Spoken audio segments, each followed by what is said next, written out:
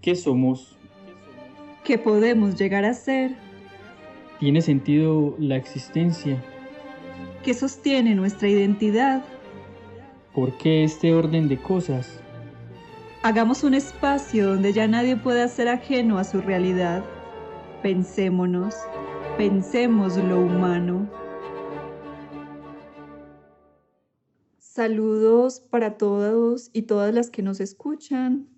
Nos encontramos una vez más compartiendo con ustedes desde el Centro de Estudios Estanislao Zuleta unas reflexiones en torno a la peste de Albert Camus.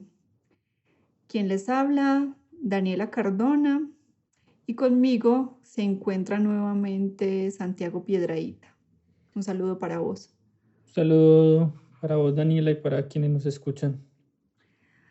Antes, Santi, de que comencemos la conversación en torno a la peste, o mejor dicho, que prosigamos la conversación en las páginas que siguen, quisiera compartir con quienes nos escuchan un mensaje que nos dejó precisamente una de las personas que sigue estas conversaciones.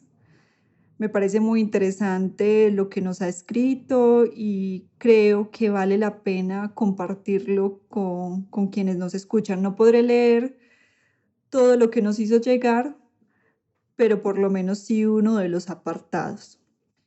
Entonces un saludo para ella, se llama Cindy Machado, y entonces ella nos dice: en relación al tema que se abordó en el podcast acerca de esa reticencia de nombrar la palabra peste, he pensado que eso se debe al miedo de reconocer claramente el problema, porque las palabras tienen un peso y no todos están dispuestos a soportarlo y salir de esa falsa seguridad que les brinda el hecho de eludirlo. Por ejemplo, hay gente que todavía llama al COVID-19 esa gripa, porque la palabra gripe es más benévola, no produce miedo o pánico, y aunque con eso el problema no desaparece, sigue su curso y la gente se reconforta.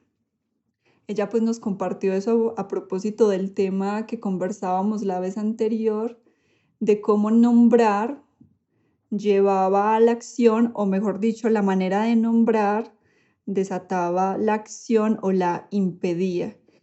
Y precisamente ella terminaba sus comentarios diciendo que lo que conversábamos en la ocasión pasada también le hacía recordar que muchos países demoraron en medidas contundentes que hubiesen podido tener el curso de su historia en torno a esta pandemia de otra manera, quizá a como lo están viviendo en la actualidad.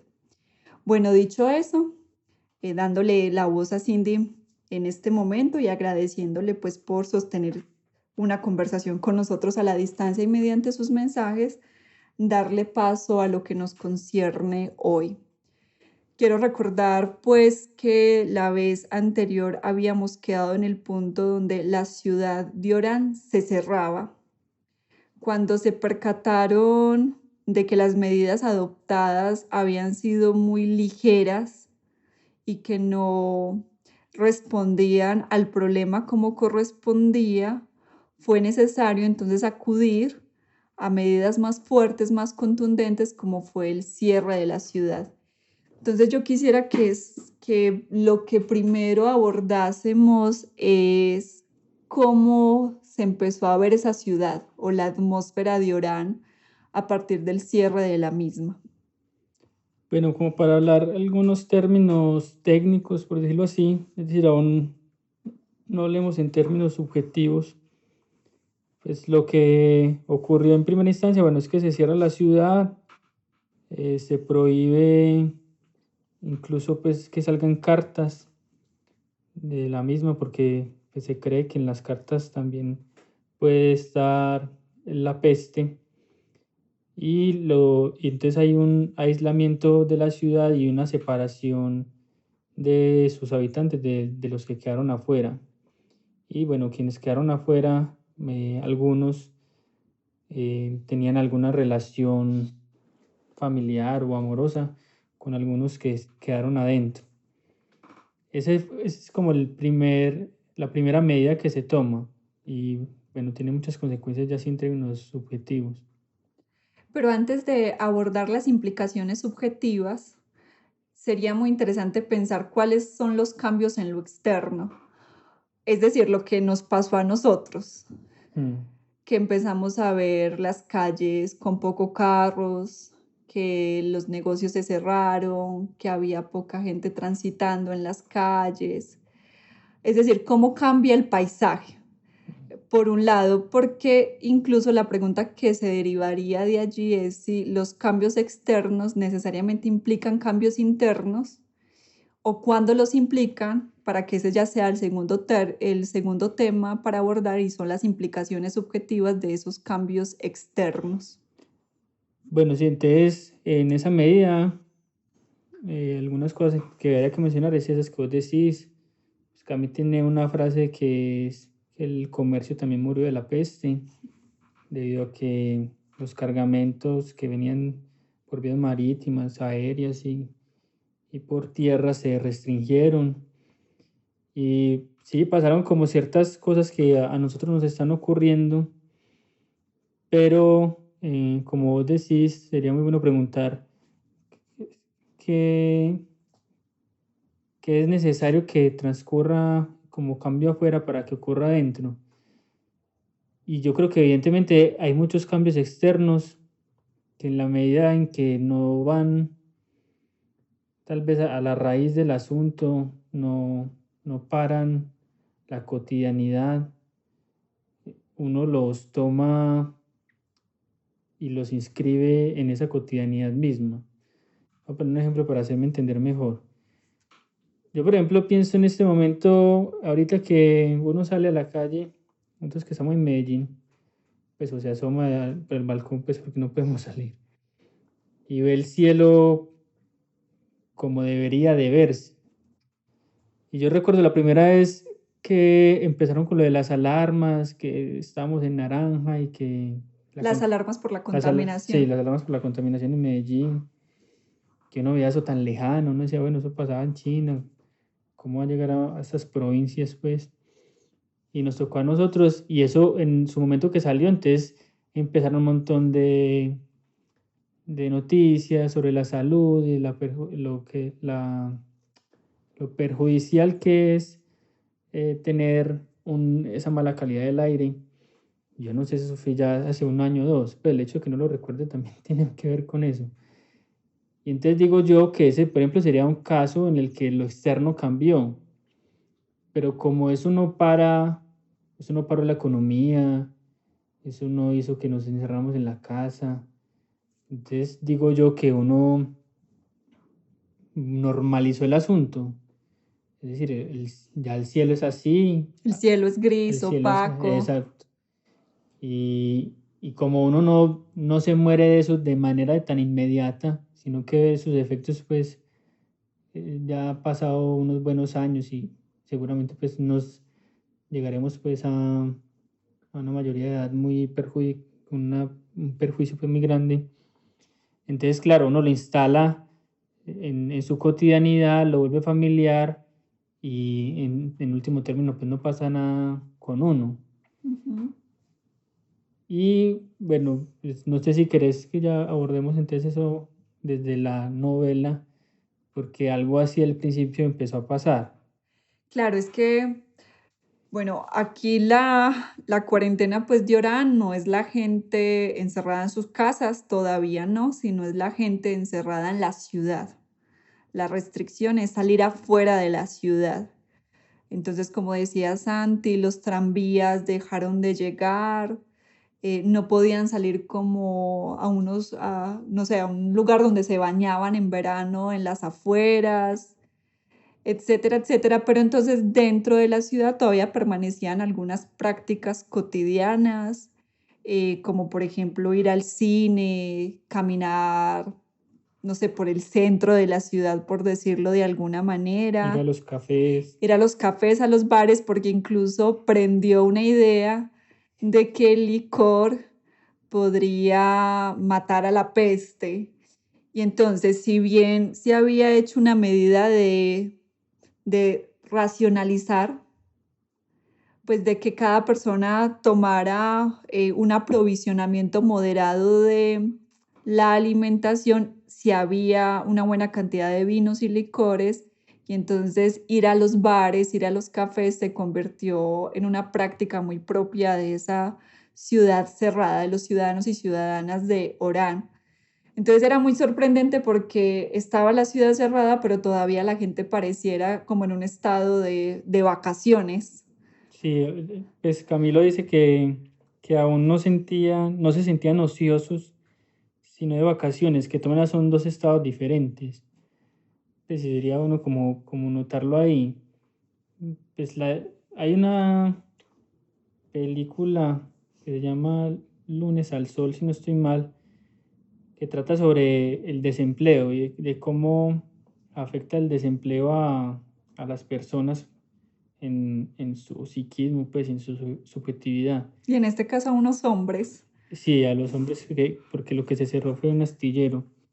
Entonces lo pongo como ejemplo porque de todas maneras en vacaciones uno sabe que eso es una suerte de pausa, un paréntesis, pero dentro de ella está instalada el retorno a lo que tiene un sentido, un para qué.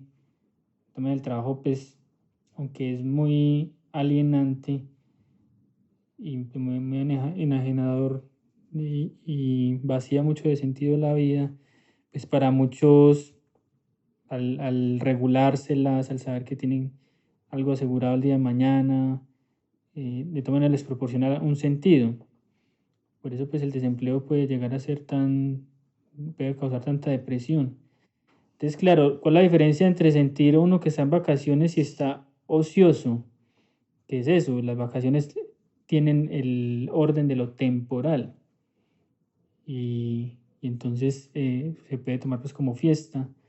El problema es cuando las vacaciones se alargan y ya son de orden indefinido, porque ya lo que se puede llegar a instalar es el sinsentido, en tanto que como nosotros nos han expropiado tantas formas de vivir y darle sentido a la vida, y la única con la que nos dejaron fue la de trabajar para tener vacaciones o trabajar para consumir.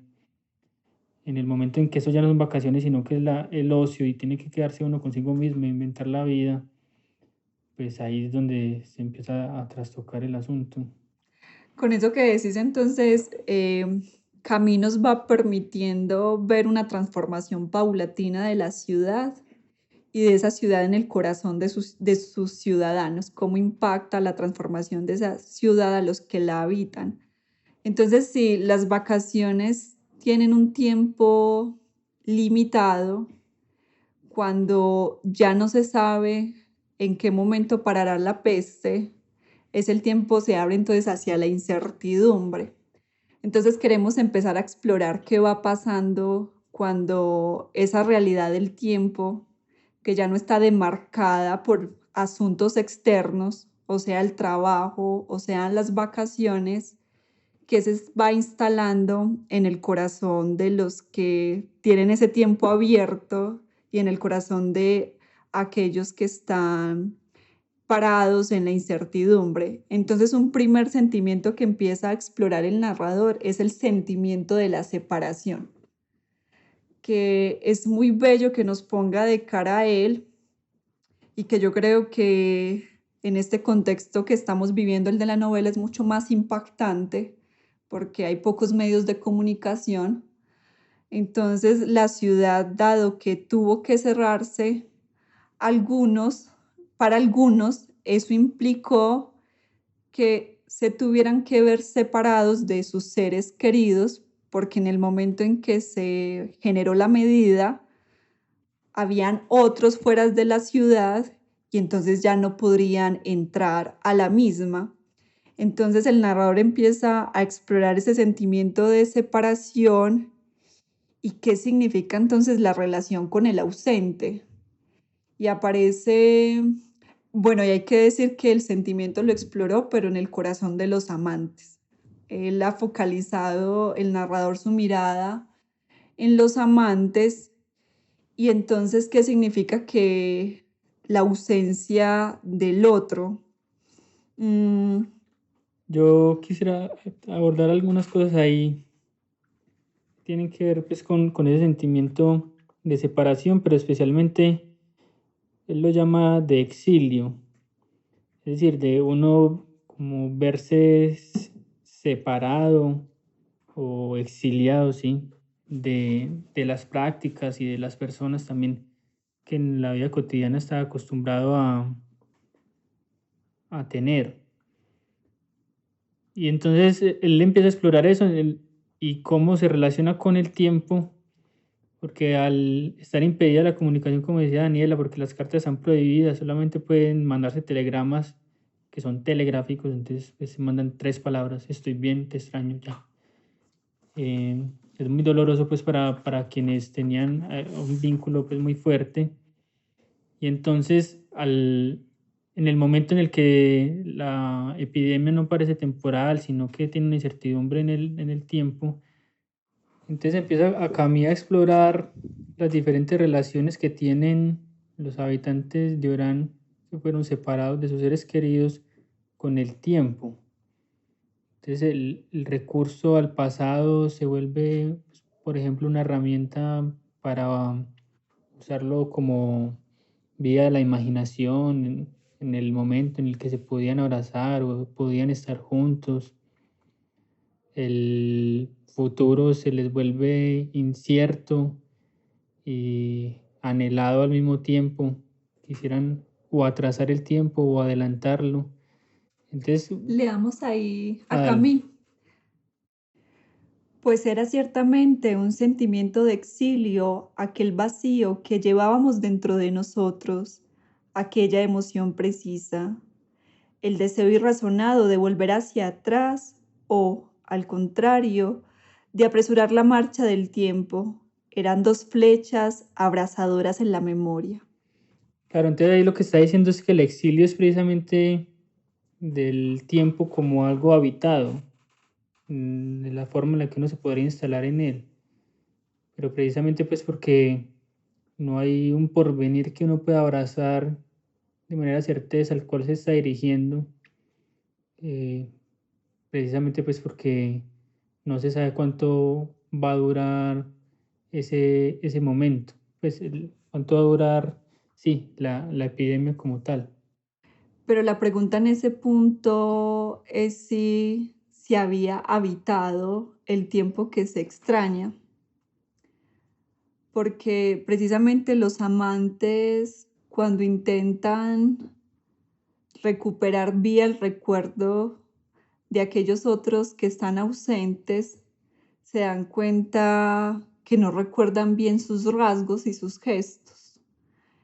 El narrador nos dice lo siguiente: lamentaban entonces la ignorancia en que estaban de su modo de emplear el tiempo, se acusaban de la frivolidad con que habían descuidado el informarse de ello. Entonces, si bien había un exilio en ese tiempo presente, no sabían cómo instalarse en él, también se percataban de que el recuerdo era inútil. Uno, porque no se podía volver a él o reactivarlo en una acción del presente o del futuro. Y dos, porque la pregunta que se situaba, por lo menos yo lo comprendía así, y es que ese tiempo tampoco había sido tomado de manera vital o de manera existencial. Ese tiempo que pasé con el otro, ¿qué me ha dejado de ese otro? Que haga que precisamente esa compañía extrañada tenga contenidos que realmente me signifiquen un sentido, por decirlo de alguna manera.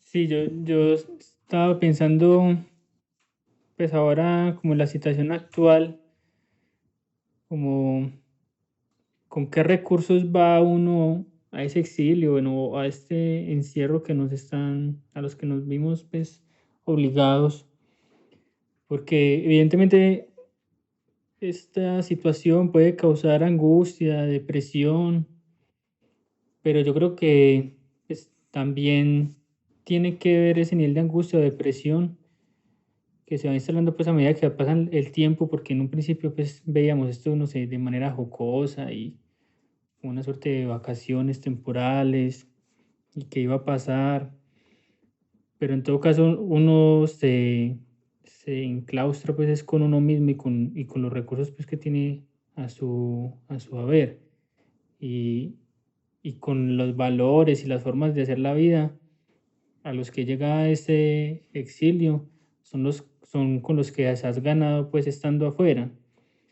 Y yo lo digo es porque las, pues, se ha notado que como la forma en la que hacíamos la vida antes, que seguramente pues puede llegar a ser la misma con la que hagamos después. Yo no sé si esto realmente sea suficiente como para lograr un cambio. Esperemos que sí.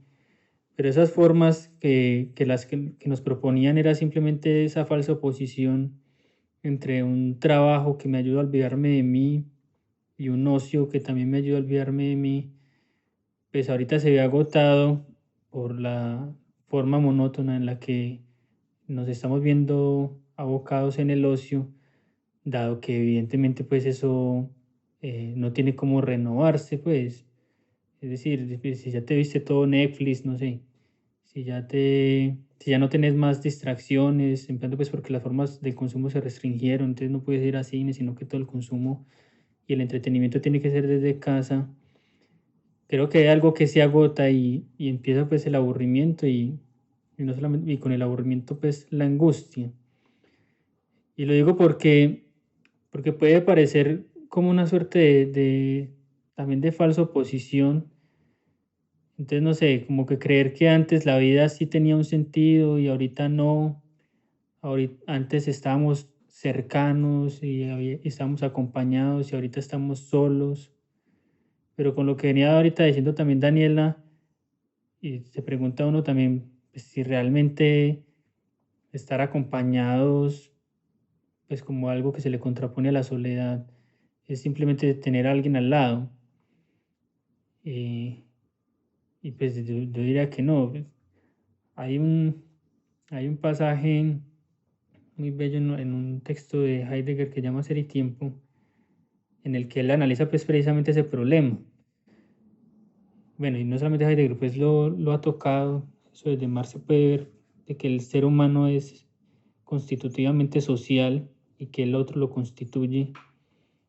Entonces solamente aquel que lo constituye, el otro puede evidentemente estar solo, pero la pregunta es, pues, ¿qué tipo de relación se hace con ese otro que lo constituye a uno?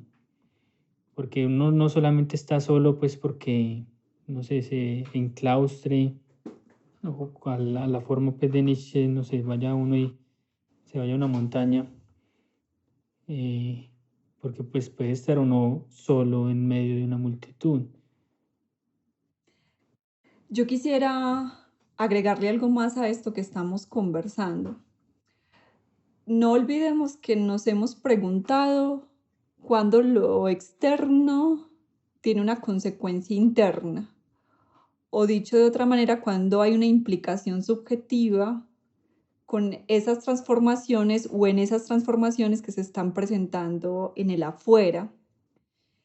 Y entonces si introducimos la pregunta dolorosa o la sospecha de que puede haber una falsa oposición entre ese contacto y compañía que tuvimos antes de que esto ocurriese y la soledad que habita a unos en este momento. Y también la oposición entre como la vida tenía sentido antes y ahorita no lo tiene, pues porque antes trabajábamos y sabíamos qué hacer y ahorita ya no sabemos qué hacer con el tiempo.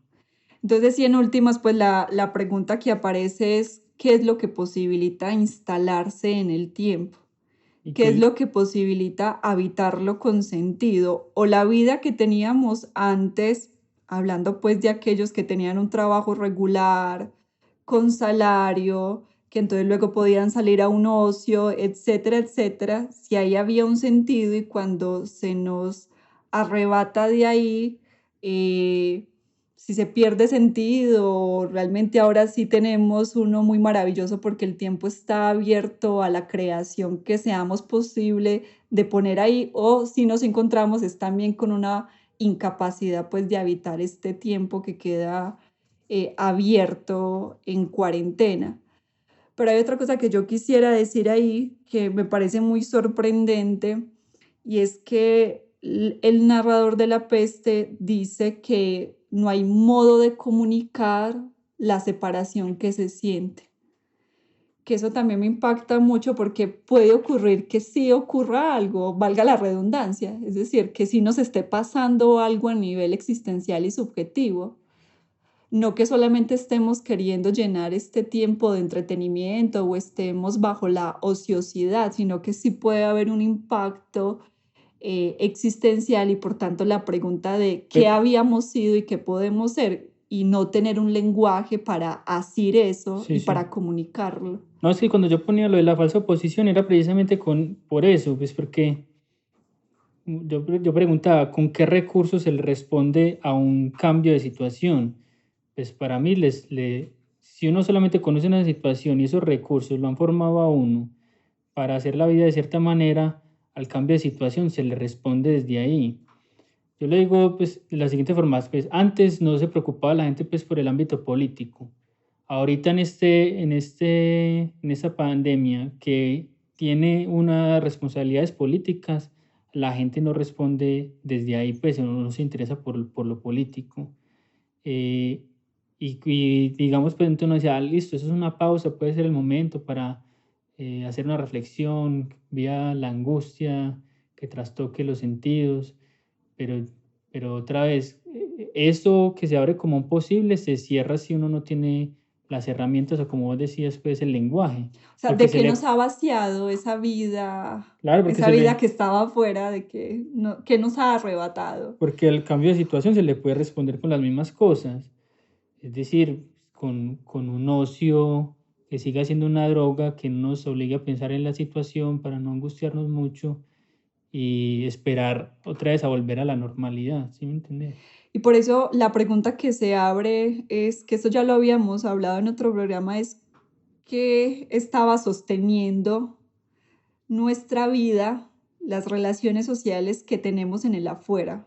Eso es muy importante preguntárselo para uno comprender qué subyace a este trastocamiento pues de la cotidianidad. Quisiera ir nuevamente leer em, lo, lo que tiene para decirnos el narrador.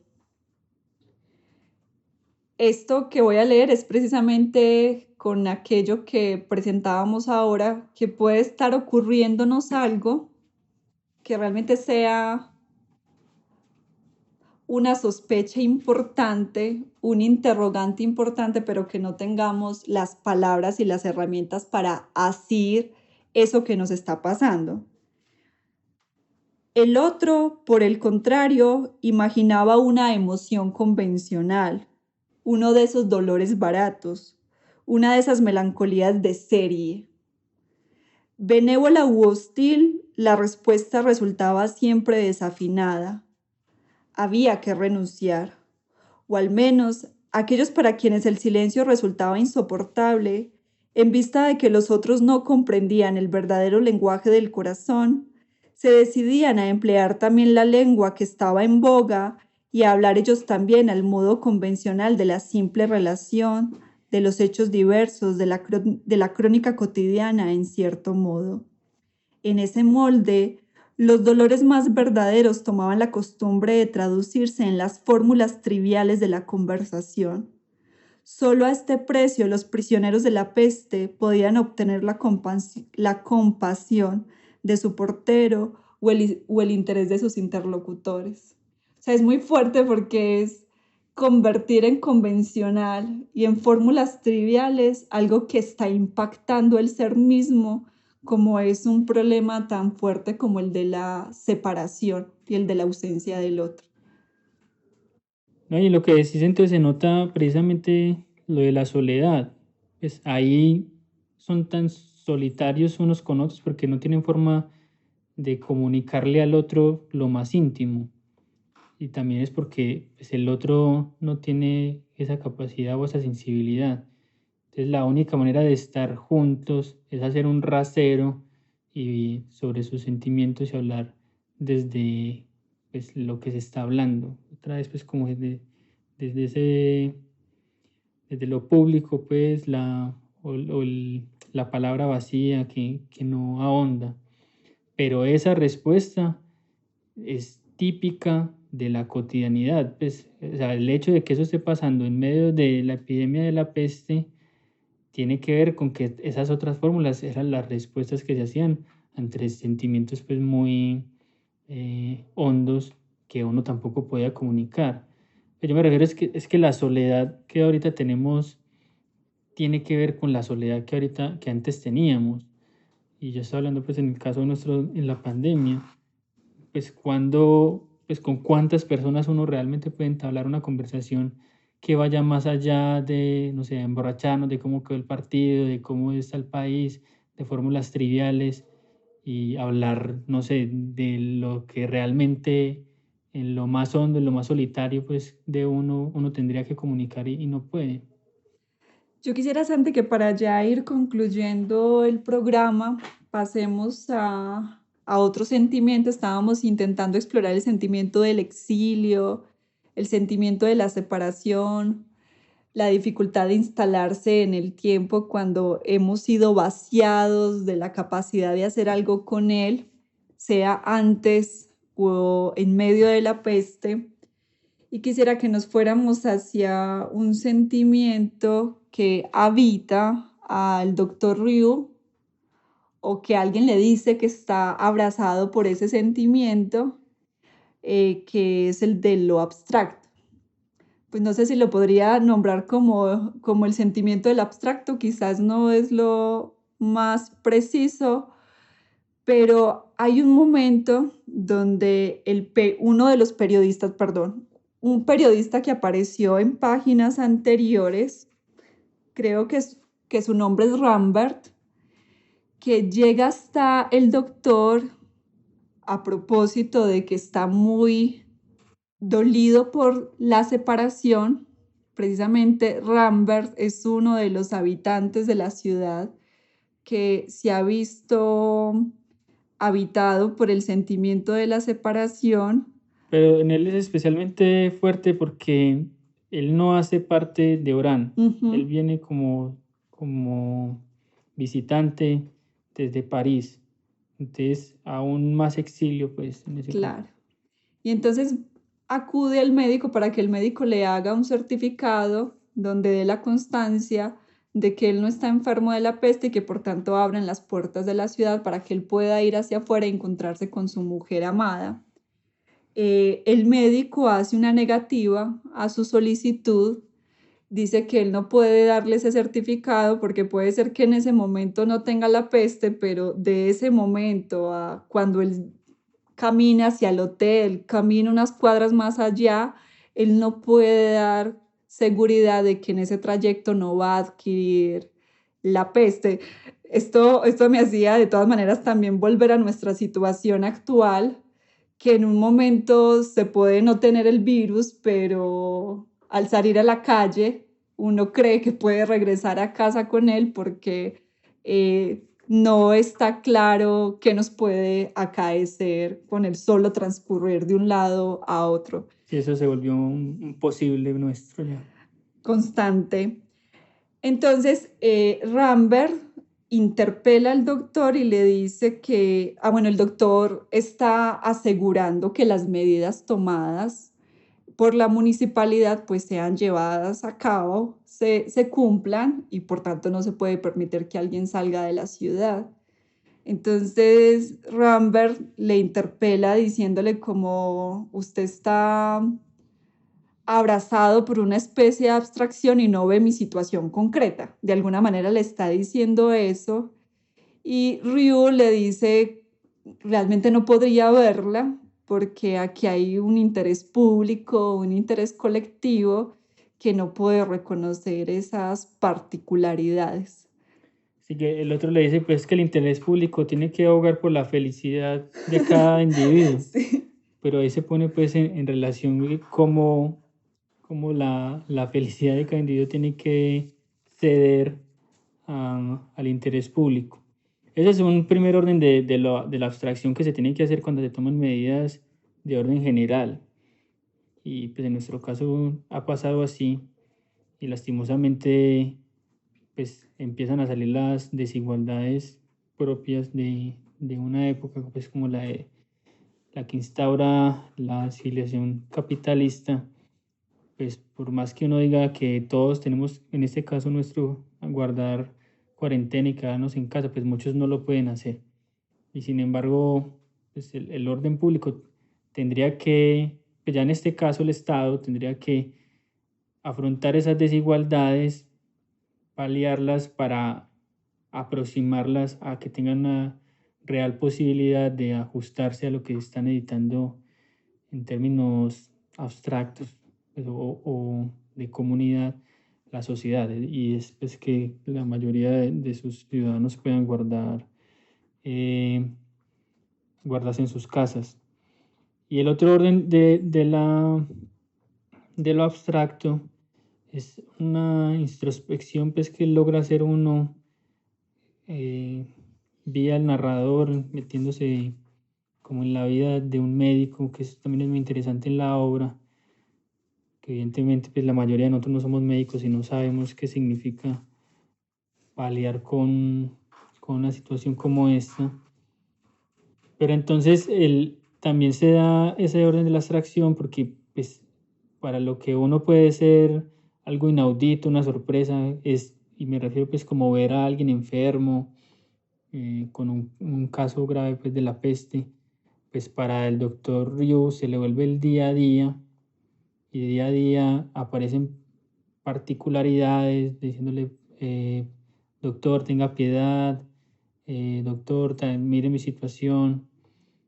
Y es muy interesante notar cómo a medida que eso se vuelve ya la cotidianidad del mismo doctor, él tiene que empezar también como a hacer abstracción de sus propios sentimientos y de los pacientes, en tanto ya no es como un particular, sino que empieza a ser, sí, una suerte de síntoma al que él está atendiendo y paradójicamente pues eso le sirve como de una suerte de protección psíquica para no desfallecer en ese día a día en el que se tendría que estar enfrentando a eso concreto. Hay una cosa muy dolorosa ahí y es que el narrador nos pinta cuadros muy dolorosos. Cuando, por ejemplo, llega a un barrio y a la casa de un barrio donde la madre muestra a su hija enferma de la peste y su madre le dice, dígame que no es eso, por favor, dígame que no es eso. Y entonces levantan la manta que cubre a la hija y ven los bubones y entonces se hace evidente que ya la peste se ha instalado en ese cuerpo. Pero entonces toda esa imagen tan concreta, alguien llorando, alguien que sabe que si la hija es retirada de esa habitación puede ya no volver, Ujú. toda esa situación particular, esos rostros verdaderos, ese dolor verdadero, tiene que volverse serie. Y al volverse serie se vuelve algo abstracto, como decía Santi, como una manera de defenderse de tantos dolores particulares.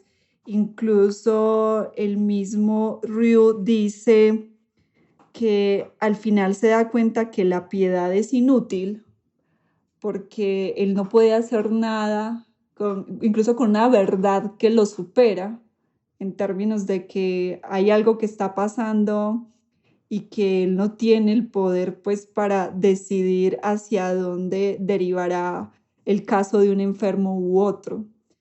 Entonces, bueno, también que esta obra nos permita acercarnos a la vida concreta de un médico y a la vida concreta de sus pacientes, pues termina siendo muy fuerte precisamente por pues no saber en últimas qué hacer en esa conmoción. al doctor Ryu no se le podría criticar o moralizar por querer generar de esos dolores particulares una suerte de serie para poder protegerse a sí mismo de algo que sobre lo cual él ni siquiera tiene gran poder para cambiarlo. Bueno, seguiremos entonces leyendo y expectantes de qué más nos puede ayudar a pensar Camus. La novela pues apenas está comenzando y seguramente pues nos prometerá reflexiones aún más profundas. Les quedan muy invitados para que continúen escuchando los podcasts. Esperemos pues que ya estén siendo una compañía en estos tiempos tan difíciles y de nuestra parte pues también agradecerles porque sin ustedes pues también esto no tendría sentido hacer. Entonces hasta la próxima y un saludo.